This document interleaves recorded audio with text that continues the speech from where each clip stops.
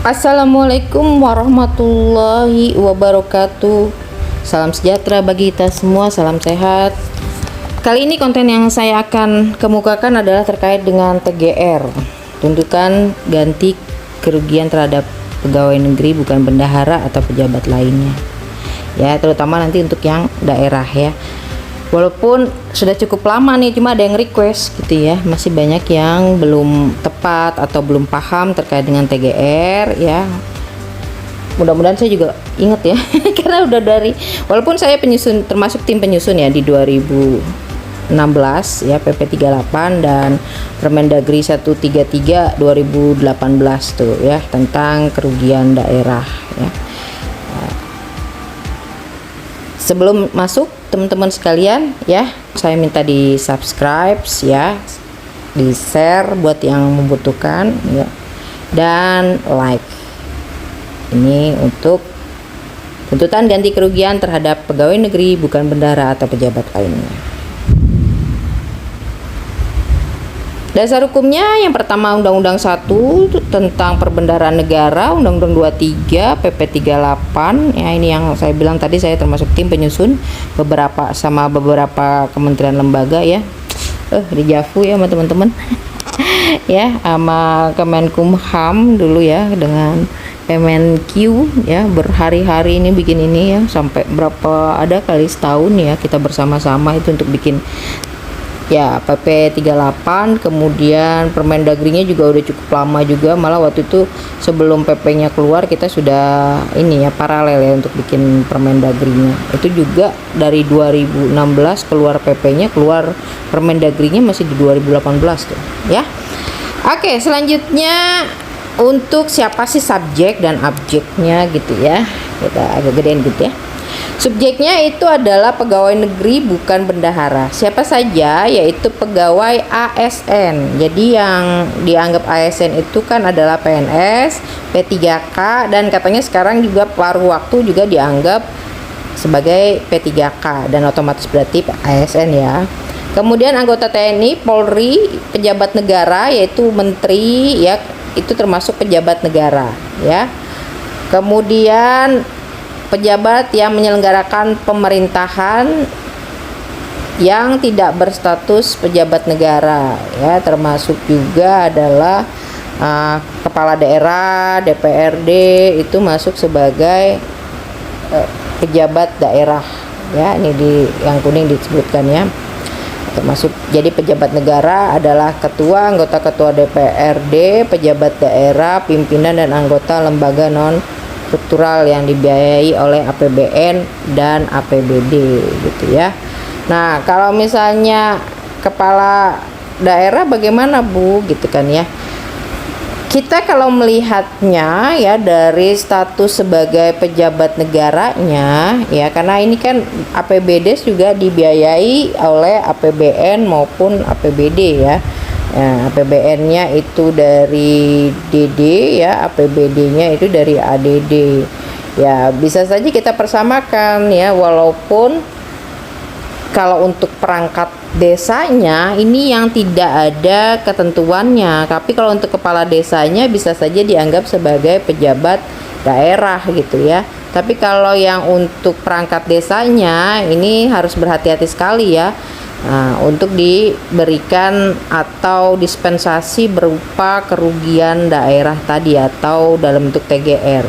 Karena TGR ini adalah upaya damai atau dispensasi terhadap suatu kehilangan baik uang maupun surat berharga ya, ataupun juga barang gitu ya, yang dipegang atau yang dioperasionalkan oleh pegawai tersebut gitu ya.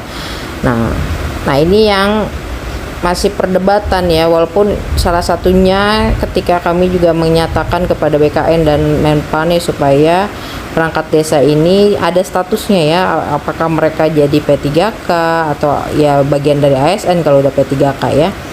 Nah, tapi sampai hari ini belum ya.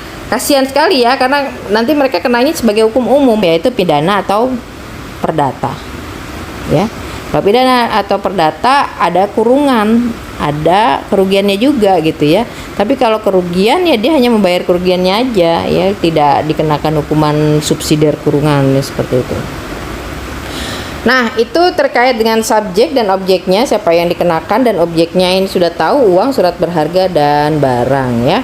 Lalu latar belakangnya ya, sebagai objeknya tadi uang, surat berharga, dan barang. Kalau seandainya ada melawan hukum ya atau lalai, maka terjadi kerugian daerah, si subjeknya tadi dikenakan TGR atau tuntutan ganti kerugian. Tapi apabila tidak melawan hukum baik sengaja maupun lalai ya, dari hasil pemeriksaan kemudian ada BAP dari yang berwenang atau kepolisian, maka tidak dianggap ada kerugian. Nilai dari kerugiannya itu dilakukan penghapusan ya, biasanya ke KPKNL ya, untuk dilakukan penghapusan dengan nilai tertentu ya, bahwa ini dia ternyata terkait dengan mobil atau laptop atau kendaraan, dia benar-benar sudah diperiksa ternyata tidak ada melawan hukum baik sengaja maupun lalai. Nah, kita lihat nih contohnya kayak apa sih, kok bisa-bisanya ada yang melawan hukum, ada yang tidak melawan hukum, ada yang lalai, ada yang sengaja, ada yang dia tidak dianggap kerugian. Oke, kita lihat. Kalau yang sengaja berarti dia memang ada niat uang atau barang itu dia ambil ya, termasuk juga korupsi, itu termasuk yang sengaja. Tapi kalau lalai dia nggak sengaja menghilangkan barang itu, misalnya ditaruh di mobil ya, hilang tuh laptopnya misalnya, atau mungkin kita lihat nih ya, mobil itu ada dua, ada mobil dinas, ada mobil operasional. Kalau mobil dinas itu biasanya melekat pada para pejabat ya, kepada eselon 2, 1 atau pada kepala DPR, DPRD gitu ya. Nah, itu boleh dibawa pulang, itu namanya kendaraan dinas. Tapi kalau kendaraan operasional itu biasa yang dipergunakan di kantor, ada motor, mobil gitu ya. Nah, kalau kendaraan dinas boleh dibawa pulang, tapi kalau kendaraan operasional itu wajib ditaruh di polnya di kantor ya, termasuk juga laptop dan lain-lain. Nah, ketika hilang di rumah, ketika hilang di jalan, bukan dalam keadaan dinas ya, atau yang lain sebagainya ya, itu dianggap lalai, maka dia wajib mengganti terkait dengan barangnya atau uangnya. Ada juga yang bawa ke rumah gitu ya, uang gitu ya, misalnya udah hari Jumat kemarin atau hari libur, ternyata dia bawa pulang ke rumah gitu ya, bukan ditaruh di berangkas kantor, ternyata di rumah ada hilang, atau mungkin ada di kebakaran. Dulu pernah ada yang terjadi kebakaran. Nah, maka dia itu bisa dikenakan sebagai lalai. Kalau hilangnya di kantor ya, di berangkas, dicuri orang, dia bisa tidak dianggap lalai, kecuali berangkasnya nggak dikunci. Nah, dia dianggap lalai itu. Tapi kalau dia udah kunci, udah naruhnya di kantor, di berangkas, dan dengan minimum tertentu, karena kan sekarang uang hanya boleh sampai 50 juta ya, maka dia dianggap tidak terjadi kelalaian atau melawan hukum. Nah, kemudian kenapa sih ada yang namanya TP atau perbendaharaan, ada yang non TP, ada yang tidak sebagai bendahara. Kalau dia sebagai bendahara, dia regulasinya adalah TP. Sedangkan kalau untuk yang non bendahara atau si bendahara ini kan juga sebagai PNS ya, dia mungkin menghilangkan laptop atau menghilangkan kendaraan, itu dia kena tuntutannya adalah TGR ya. Jadi memang dibedakan fungsi dia sebagai PNS-nya atau fungsi dia sebagai bendaharanya ya.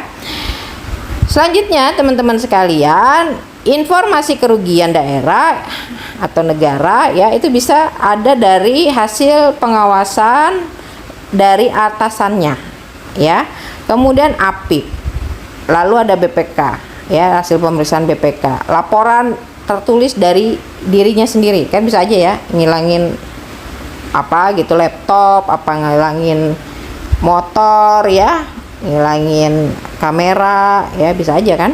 Nah, atau dari informasi masyarakat, bisa juga dari ex officio. Kalau uang tuh biasanya sering dari ex officio ya. Lalu dari pelapor secara tertulis, ada yang ngirim surat kaleng. Teman-teman, verifikasi dan informasi pelaporan kita lihat ya, siapa yang mengenakan gitu ya. Di sini ada di lingkungan SKPKD ya. Yang kalau yang merugikan ya, maka pihak yang melaporkan adalah SKPKD selaku BUD-nya ya, atau mengenakannya adalah SKPKD. Nah, yang penerima laporannya ini adalah gubernur, bupati, wali kota serta BPK-nya ya. Kemudian untuk di lingkungan Satker ini yang melakukan pelaporan adalah kepala Satkernya ya. Diberitahukan ya, atau kepala OPD-nya yaitu memberitahukan kepada pimpinan. Nah, kemudian kalau si yang terlapornya adalah kepala SKPKD-nya gitu ya. Kepala SKPKD-nya, maka yang melakukan pelaporan atau yang melakukan pengenaannya adalah gubernur atau kepala daerahnya, dilaporkannya kepada BPK ya. Selanjutnya kalau yang menteri ya, pimpinan lembaga ini yang melakukan pelaporan adalah Menteri Keuangan selaku BUN. Kepada siapa? Kepada Presiden dan BPK. Sedangkan kalau Menteri Keuangannya sendiri atau gubernur atau bupati wali kota, maka yang melakukan pelaporan adalah Presiden untuk ditindaklanjuti oleh BPK ya, untuk diproses gitu ya, atau ketika prosesnya sudah ditindaklanjuti dilaporkan kepada BPK gitu ya. Nah, ini verifikasi atasan langsungnya ini menunjuk verifikator ya, baik dari ASN, TNI, Polri maupun dari pejabat lainnya. Itu laporan pemberitahuan disampaikan paling lambat 7 hari kerja setelah informasi diterima ya. Jadi setelah diinformasi diolah langsung dilaporkan ya. Nah, itu jenjangnya. Selanjutnya ya, setelah mendapat pelaporan maka ya tadi yang ditetapkan yang namanya tim penyelesaian kerugian negara atau daerah ya, yang dibentuk oleh si PPKN atau PPKD ya. PPKN itu atau PPKD itu biasanya adalah yang pejabat yang melakukan atau pejabat yang melakukan penyelesaian terkait dengan kerugian daerah. Biasanya itu di PPKD ya, atau di Kemenq gitu ya. Nah, si TPKN atau TPKD ini ya, itu adalah sekretariat yang diberikan kewenangan oleh PPKD atau PPKN untuk melakukan pemeriksaan ya, untuk menyusun kronologis terjadinya kerugian negara atau daerah, mengumpulkan bukti pendukung ya, menghitung jumlah kerugian, menginventarisasi dan melaporkan hasil pemeriksaan kepada pejabat yang membentuknya atau kepada PPKD atau PPKN ya. Nah, selanjutnya apabila di PPKN merasa ya ini ada keberatan dari pihak yang merugikan, ada sesuatu yang mungkin dianggap ini ternyata kayaknya bukan melanggar hukum deh, atau bukan melanggar atau lalai gitu ya, atau adanya wan prestasi, maka si PPKN atau PPKD ini bisa membentuk majelis atau persidangan. Ya, kalau ada keberatan kan terpaksa harus disidang kan, maka dia akan melakukan persidangan. Nah, persidangan ini yang anggota majelisnya kita besarkan. Kalau untuk PPKD-nya adalah presiden, maka anggotanya ini yang menetapkan adalah presiden sendiri. Kalau Kemenq ini ditetapkan oleh Kemenq juga ya. Kalau untuk pimpinan lembaga ya, oleh menteri ya, ini biasanya oleh sekjen, ijen, dan ya pejabat-pejabat lainnya ya, seperti kepegawaian ya, kemudian juga kepala atau atasannya ya. Dan biasanya itu gasal atau ganjil ya, biar bisa menetapkan untuk penentuan dari yang dikenakan PGR ya. Nah, untuk di daerah ini biasanya sekda ya, inspektorat, kemudian ada BPKD ya, atau mungkin dari BKD-nya atau kepegawaiannya untuk menjadi anggota majelis ya. Silakan diatur.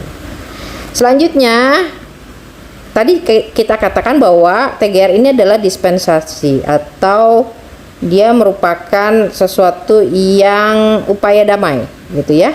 Maka ketika seseorang yang sudah dikenakan bahwa dia dinyatakan melanggar hukum atau lalai, dia tidak ada merasa keberatan ya, tidak ada proses untuk ke majelis ya, jadi sudah cut off sampai di SKTJM, langsung dia bersedia, ya oke lah saya bersedia bayar gitu ya, nggak ada keberatan ya, nggak ada juga dia merasa oh ini saya tidak lalai kok sebenarnya gitu ya. Nah, keberatan tuh biasanya karena angka yang ditetapkan, biasanya bukan karena keberatan dia merasa dia benar, bukan, tapi dia keberatan dengan angka yang ditetapkan. Misalnya ditetapkan nilainya itu dia ngilangin motor gitu ya, NMAX misalnya, dihitung tuh sebenarnya harganya di pasar mungkin 30 juta, tapi dia dikenakan 35 juta. Nah, dia ngerasa nggak terima gitu ya. Masa sih saya ngilangin NMAX tahun 2025 misalnya ya, baru 1 tahun harganya sama aja gitu ya. Nah, itu perlu dilakukan persidangan. Itu kalau keberatan. Tapi kalau dia itu merasa dia benar ya, itu beda lagi. Tadi kan dikatakan bahwa dia tidak menganggap dia lalai atau proses hukum. Nah, itu dibuktikan nanti dengan pemeriksaan dengan kepolisian, nanti ada BAP-nya ya, maka itu boleh dilakukan penghentian proses dan dilakukan penghapusan. Tapi kalau dia oke-oke aja gitu ya, udah saya nyerah gitu ya, baik dari sisi dia menyatakan dia salah dan dia juga menyatakan tidak keberatan dengan nominal yang disuruh penggantian, maka dia langsung boleh tanda tangan SKTJM. SKTJM ini ada 2 ya, karena melanggar hukum maupun kelalaian, atau kerugian daerah ini juga ada 2 jenisnya, yaitu melanggar hukum dan kelalaian. Kalau melanggar hukum itu 90 hari. Melanggar hukum tuh korupsi gitu ya, atau dia memang sengaja memang ingin menjual barang atau surat berharga gitu ya. Nah, kalau lalai ini bisa 24 bulan ya. Nah, karena bayarnya nyicil, baik yang 3 bulan maupun yang 24 bulan, maka harus ada jaminan ya, harus ada jaminan. Nah, kemudian ada tanda tangan surat kuasa untuk menjual apabila misalnya nanti ada wan prestasi, itu bisa dijual gitu ya. Nah, itu yang untuk yang kalau nyicil. Kalau misalnya 90 hari dia udah saya nggak mau ribet-ribet, saya mau langsung bayar gitu ya. Nah, itu nggak perlu jaminan juga nggak apa-apa gitu ya, langsung dia tanda tangan SKTJM langsung bayar lunas gitu ya. Itu tidak perlu ada jaminan, daftar barang untuk dijamin gitu ya. Nah, selanjutnya teman-teman sekalian, ini ada yang namanya SKP2KS. Jadi tadi ada SKTJM, yang ini SKP2KS, yaitu keputusan pembebanan penggantian kerugian sementara ya, karena misalnya SKTJM itu tidak bisa diperoleh ya, tadi karena dia cuekin aja gitu ya, dia masih keberatan, masih merasa pengen diperiksa lagi, maka yang dikeluarkan baru SKP2KS. Nah, SKP2KS ini tetap juga harus dilampiri ya dengan ya ini tadi ya, identitas ya, jumlah kerugian, terus jangka waktu dan daftar harga ya. Nah, ini harus dibayarkan secara tunai paling lambat 90 hari ya sejak diterbitkannya SP2KS. Jadi ini dia bisa mengikat juga kalau SKP2KS ini ya. Nah, tapi yang pasti kalau misalnya dia tidak ada keberatan gitu ya, maka dia atau tidak ada proses ya, dia harus langsung bayar. Tapi kalau misalnya dia ada proses, ditunggu sampai dia terbit menjadi SP2K ya. Jadi SP2KS ini ujungnya akan menjadi SP2K ya, bisa menjadi kekuatan hukum tetap atau surat keputusan pembebanan penggantian kerugian ya. Ya, karena tadi ya yang proses-proses tadi ya, dengan proses majelis tadi, karena wan prestasi, karena keberatan, dan karena tidak ada ternyata baik kerugian maupun kelalaian gitu ya. Nah, ini di sini kalau untuk yang SP2K atas penerbitan SP2KS itu harus memuat terkait dengan pertimbangan majelis ya, selain identitas, jumlah kerugian, daftar harta ya. Nah, ini harus ada itu ya. Kemudian juga yang dengan SP2K atas SKTJM yang one prestasi. Jadi udah keluar SKTJM tapi nggak dibayar-bayar gitu ya. Bisa dari awal, bisa juga di tengah-tengah gitu ya. Nah, maka itu keluar yang namanya SP2K ya.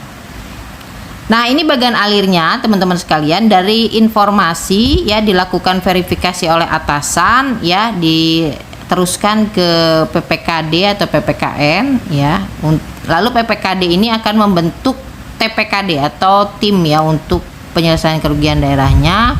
Lalu mereka melakukan proses pemeriksaan ya, diproses, lalu mereka kalau normal itu menerbitkan SKTJM ya.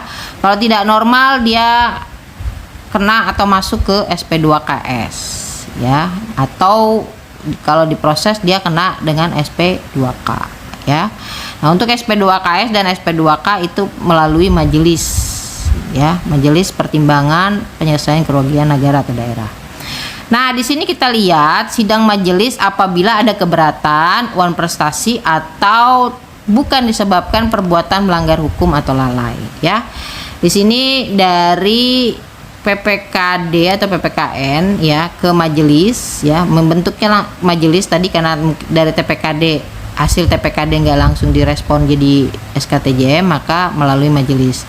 Majelis sidang ya apabila ada perbuatan hukum ya, jika iya maka TPKD ini melakukan pemeriksaan kembali lalu menyampaikan hasil laporan kembali, disidang kembali ya, disidang kembali.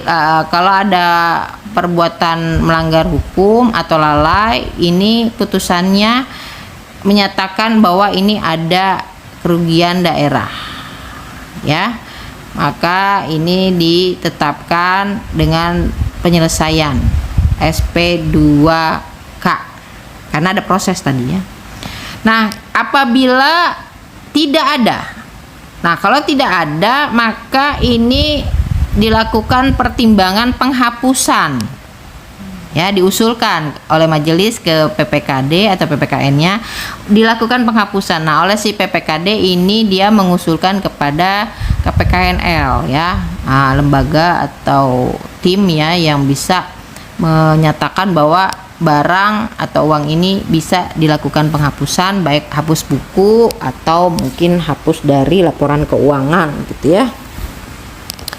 Nah, seperti itu untuk kalau ada persidangan ya. Jadi kalau ada persidangan ya tidak bisa langsung dari TPKD atau TPKN keluar SKTJM, maka dia ada proses seperti ini ya. Jadi kalau sudah dikeluarkan dari laporan ditunggu tidak ada. Nah, kalau misalnya wan prestasi atau dia cuekin aja tanpa ada majelis, maka dia kena langsung SP2KS. Tapi kalau dia pakai persidangan atau pakai majelis ya, dia akan keluarnya SP2K ya. Jadi ada 3. Yang pertama yang fast track atau udah nerima apa adanya gitu ya, udah nyerah gitu ya, ya udah saya oke langsung SKTJM. Ada juga yang kabur gitu ya, atau mungkin tapi kabur tidak dilakukan persidangan majelis ya, maka dia pakai SP2KS. Kalau dia pakai persidangan maka dia pakai SP2K ya. Jadi gitu ya.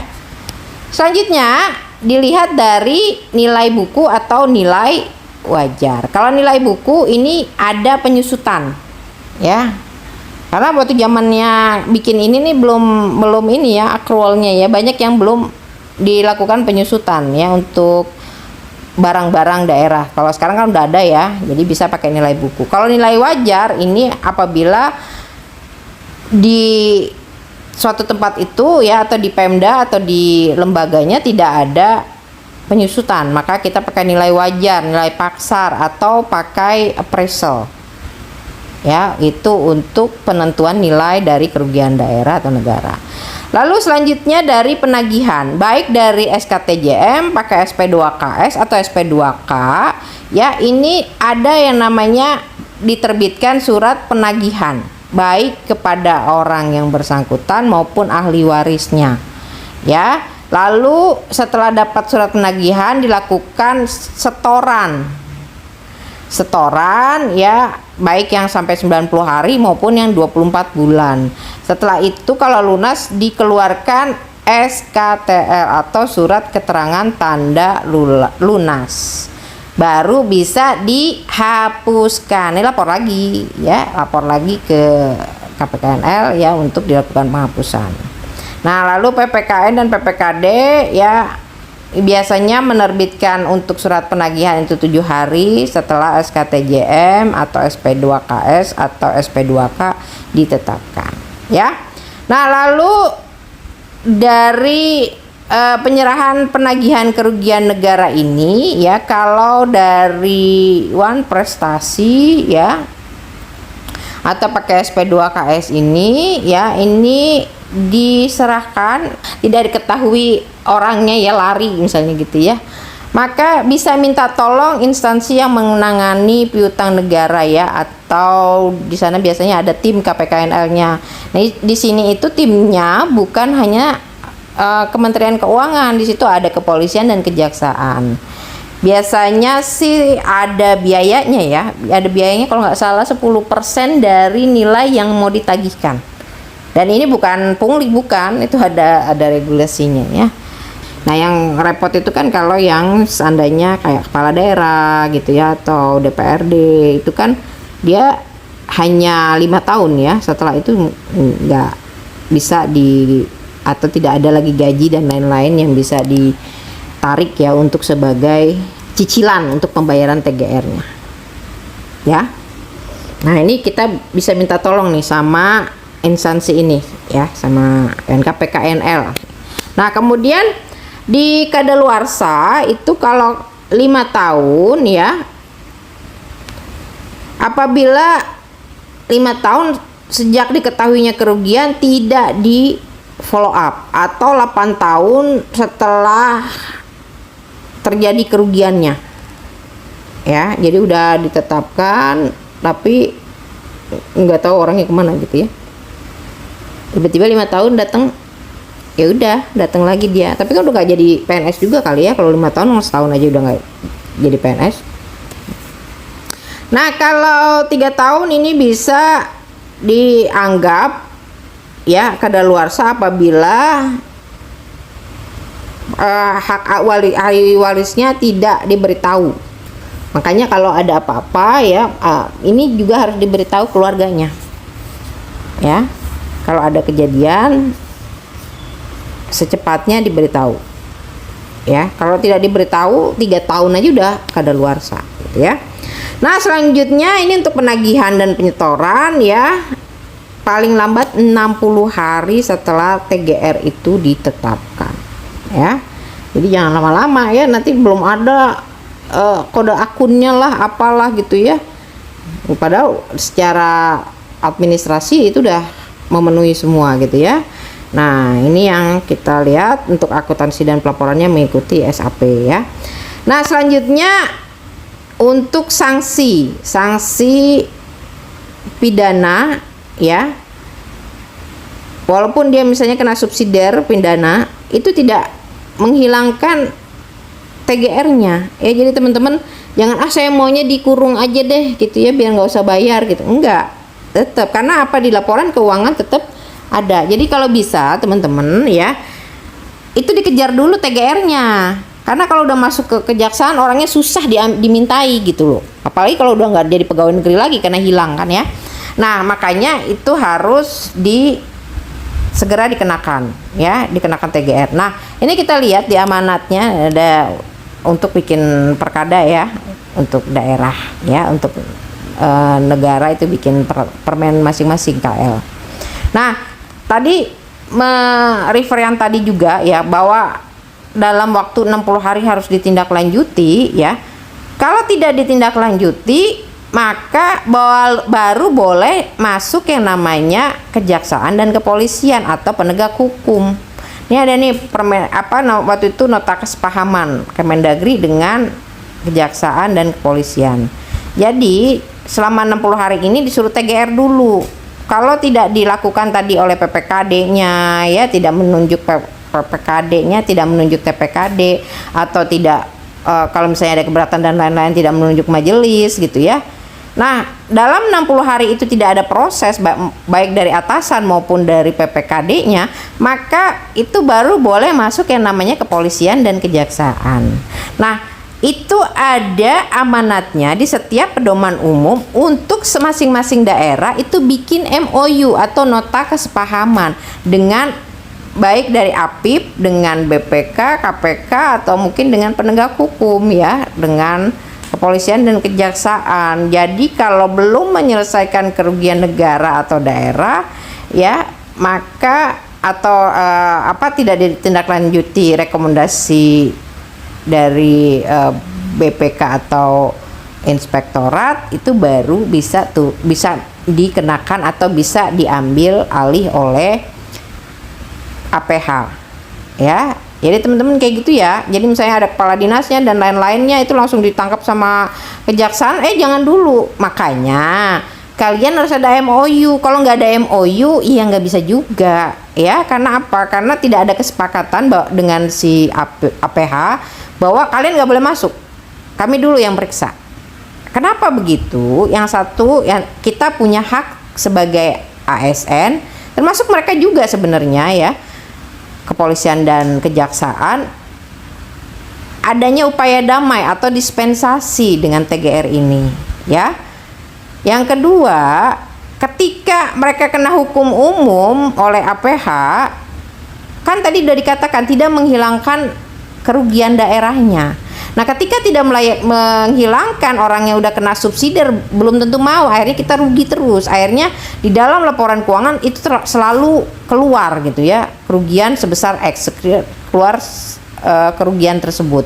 Nah, oleh sebab itu ya, biar melindungi sama-sama ya, kita untung karena langsung tercover atau terkoreksi laporan keuangan. Lalu si PNS-nya juga dapat haknya dispensasi kerugian daerah atau negaranya. Maka yang namanya PPKD, TPKD itu kerja cepat. Karena dibutuhkan waktu 60 hari untuk melaksanakan ketetapan apa mau pakai SKTJM, SP2KS atau SPK tadi ya, SP2K ya. Jadi seperti itu. Nah, terkena dari TGR tersebut ya, tidak menyelesaikan atau belum menyelesaikan, dia boleh juga dikasih sanksi TPP-nya ditunda pembayaran TPP-nya. Jadi begitu teman-teman ya, terkait dengan TGR ya. Semoga memahami ya. Nanti kalau kurang paham, tadi ada nomor HP saya. Jadi kalau nanya jangan di itu ya, jangan di umum, apalagi curhat. Jangan di YouTube-nya, jangan di chat YouTube-nya, kan ada nomor HP saya itu di slide kedua ya. Itu chat aja langsung ke saya kalau ada yang mau bertanya. Ya. Baik teman-teman sekalian, kurang lebihnya saya mohon maaf. Billahi taufiq wal hidayah. Wassalamualaikum warahmatullahi wabarakatuh. Sampai jumpa lagi. Terima kasih.